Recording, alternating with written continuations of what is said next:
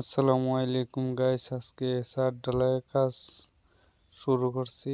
কেমন হয়েছে অবশ্যই আপনারা জানাবেন। আর ভিডিওটা যদি ভালো লাগে অবশ্যই লাইক করবেন, কমেন্ট করবেন আর বেশি বেশি শেয়ার করবেন। আর চ্যানেলটি সাবস্ক্রাইব করে রাখবেন আরো নতুন নতুন ভিডিও আপনাকে দেওয়ার জন্য। ধন্যবাদ সবাইকে।